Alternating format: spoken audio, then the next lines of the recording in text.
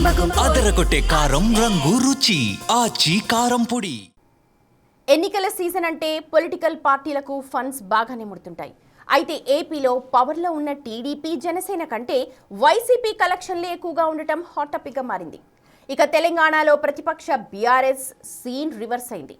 రాజకీయ పార్టీలకు లభించే ఫండ్స్ విషయంలో ఏపీ తెలంగాణలోని పార్టీలు సైతం ముందు వరుసలో ఉన్నాయి.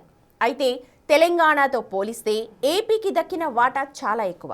కానీ ఇదే సమయంలో ఆంధ్రప్రదేశ్లో ఉన్న పొలిటికల్ పార్టీలకు దక్కిన విరాళాలు చూస్తే ఆసక్తికరమైన సంగతులు బయటపడ్డాయి.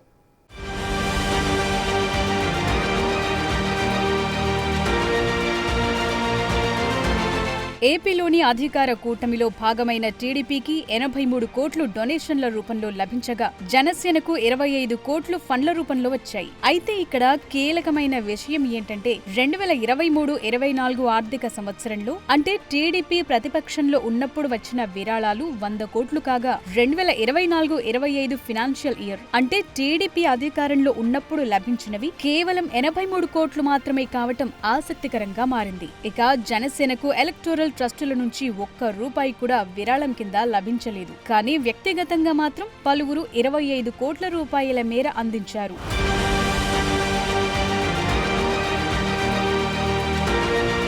ఏపీలోని పొలిటికల్ పార్టీలకు దక్కిన విరాళాల్లో అన్నింటికంటే ముఖ్యమైంది వైసీపీకి వచ్చిన డొనేషన్లు. అధికారంలో లేకపోయినా జగన్ నేతృత్వంలోని వైసీపీకి ఏకంగా 140 కోట్ల రూపాయలు పార్టీ ఫండ్ కింద విరాళంగా లభించాయి. ఇదే ఇప్పుడు హాట్ టాపిక్ గా మారింది. పవర్లో లేకపోయినా విరాళాల సేకరణలో ఏ స్థాయిలో పవర్ఫుల్ గా వైసీపీ మారిందో అన్న దానిపై ఏపీలో పెద్ద ఎత్తున చర్చ సైతం జరుగుతోంది.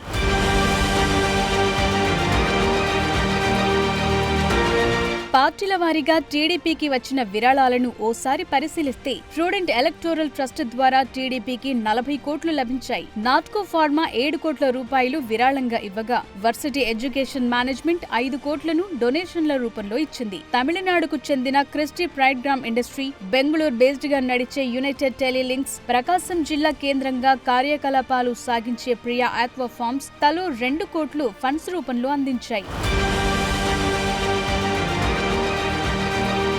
జనసేనకు మాత్రం ఎలక్టోరల్ ట్రస్టుల నుంచి ఒక్క రూపాయి కూడా విరాళం కింద లభించలేదు. కార్పొరేట్ల పరంగా చూస్తే నాట్కో ఫార్మా 1 కోటి రూపాయలు, ఆర్వీఎం కన్స్ట్రక్షన్స్ 3 కోట్లు, డీవీకే కన్స్ట్రక్షన్స్ 2 కోట్లు డొనేషన్ల రూపంలో అందించాయి. వ్యక్తుల పరంగా చూస్తే షాద్ నగర్ కు చెందిన రవికుమార్ ఆకుల జనసేన పార్టీకి 5 కోట్ల విరాళం అందించారు.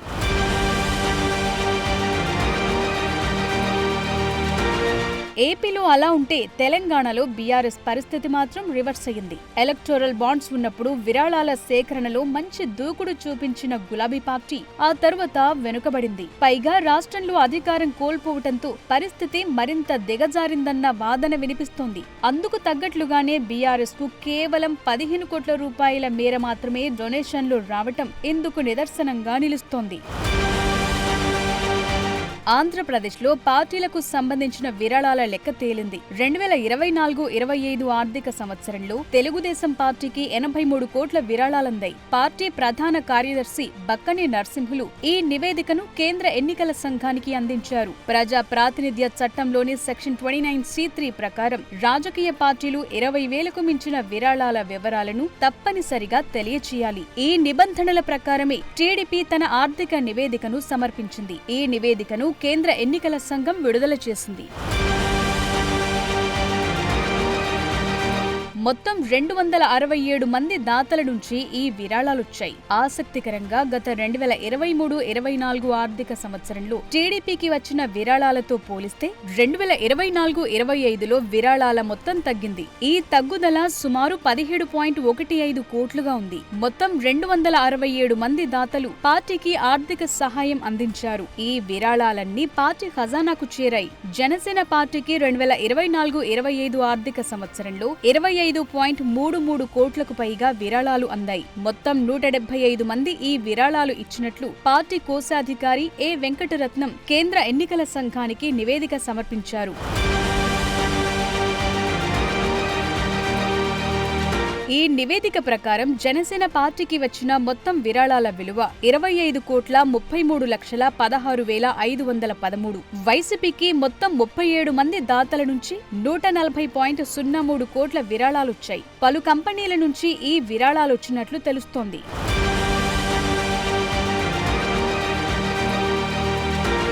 బీఆర్ఎస్ కు 15.05 కోట్ల విరాళాలు అందాయి. ఇక ఎంఐఎం పార్టీ విషయానికొస్తే వారికి 20,000కు మించి ఎలాంటి విరాళాలు రాలేదని తాజాగా ఎన్నికల సంఘానికి సమర్పించిన నివేదికలో పేర్కొన్నారు. దేశవ్యాప్తంగా రాజకీయ పార్టీలు తమ ఆదాయ వివరాలను ఎన్నికల సంఘానికి తప్పనిసరిగా తెలియచేయాలి. 20,000కు పైబడిన విరాళాల వివరాలను వెల్లడించాల్సి ఉంటుంది. గతంలో సుప్రీంకోర్టు కూడా రాజకీయ పార్టీల విరాళాలకు సంబంధించి కీలక ఆదేశాలు జారీ చేసింది.